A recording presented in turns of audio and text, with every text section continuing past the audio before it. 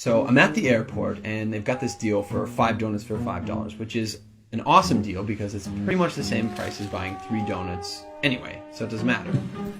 And I set my stuff down, and I pick up the paper, and I start reading the paper, and this guy sits down across from me. And so I, look over the paper, and he kind of gives me a bit of a smile, and I give him a bit of a nod, and I go back to reading the business section. A little while later, I hear this rustling on the table, and I look over, and the guy has got his hand in the bag of donuts. Okay, that's a bit weird, but it doesn't really matter. The guy looks like he's homeless. He probably needs it more than I do. And I've still got 4 donuts anyways, and I'm not going to eat all 4 donuts, so what do I care? So I reach in the bag, and I grab a donut, and I start eating it. And I go back to reading the paper.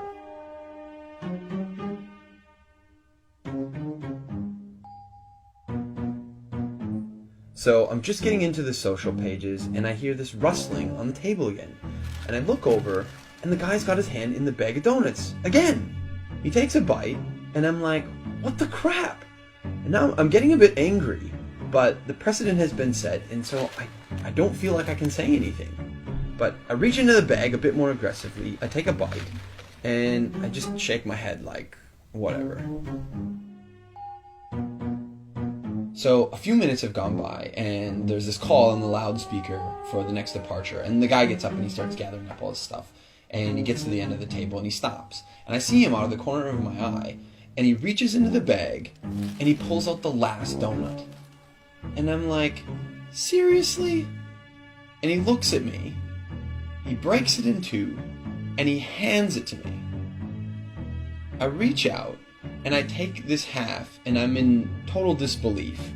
And he kind of nods at me, and he walks off.